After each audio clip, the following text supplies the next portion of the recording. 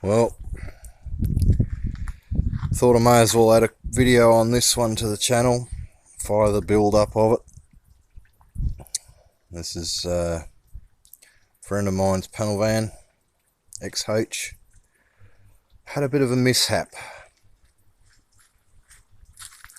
The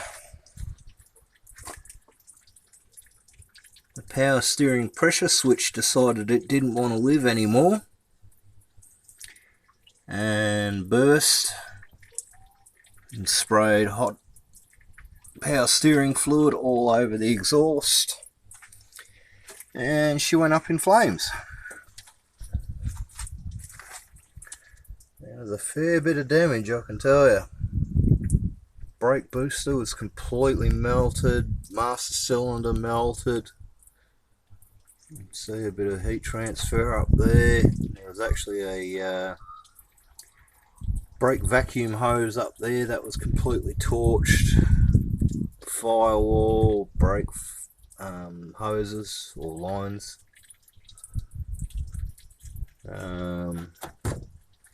Story was, I was actually driving this one at the time in 100 zone and had absolutely no idea that it was on fire until I got into the 60 zone and noticed all this smoke starting to piss out from under the bonnet, which is never a good thing. And we got the engine bay under control and then opened the door and copped a massive whiff of burning plastic and wires and things, and found that the heat had transferred through and caught the underlining of the carpet on fire. Well, it wasn't really on fire, it was just smouldering away really badly. As you can see, screen's gone. You can see down here how far the flames are actually travelling, and keeping in mind that the fuel tanks are just in behind there. So yeah, could have gotten a hot bum really quickly.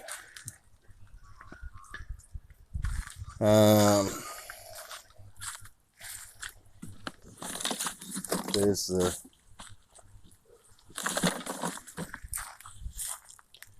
heater box out of it, all that was all melted. The dash that came out of it.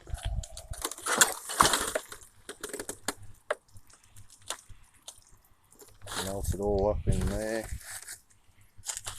Pedal box that came out of it. Melted the bushings. Luckily that's still alright now. Clutch pedal, melted all the bushings in that as well. But you know, it's like there's a fair bit of damage, but it is fixable. Going to repaint the engine bay and the interior, and then a new motor in it, another wiring harness and dash out of another XH. So yeah, I'll show you the motor that's going in it. This isn't the motor that came out of it, but it's pretty much the same unit. The other one went into another car to keep him mobile. Well, this one's getting fixed, but same setup, T5 as it had in it before. Just a single overhead cam, 4 litre, my usual friend. This one's a EF spec block with mildly worked EF spec head. Slightly bigger injectors than stock, but will still run on the standard ECU. Remade harness, as the other one was a bit melted after the fire up this end. It was all all matted. So took out the knock sensor wiring out of the old harness, which luckily wasn't damaged, and then put it into a EBED harness.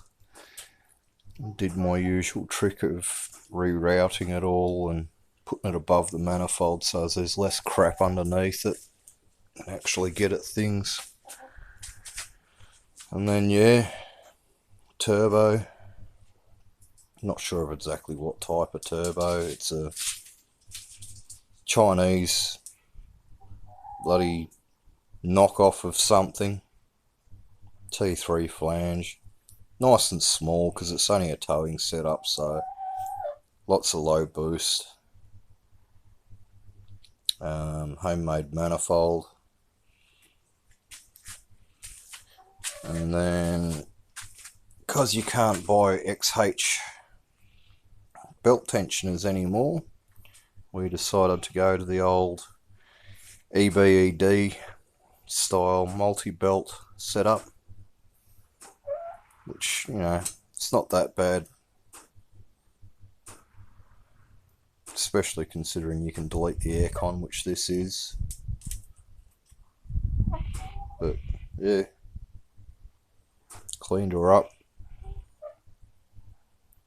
Head's been cleaned up on the short turn radius, had port matching on the exhaust done,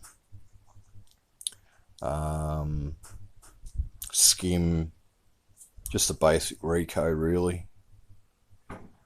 Crack tested, pressure tested, all that sort of thing. 8 psi wastegate on it. This crossover pipe is actually going to end up going down to the stock airbox. And then got all the intercooler plumbing to do. The intercooler's mounted in place. So yeah, should be a good thing when it's done. Got all the dump pipe ready to go. Yeah, quite happy with how it's come up. Nice and clean. Should look good when it's done. But yeah, hopefully 2, maybe 3 days, just depending on how long it takes to finish cleaning the engine bay and paint it. This will be in. I'll take another video then. Catch ya.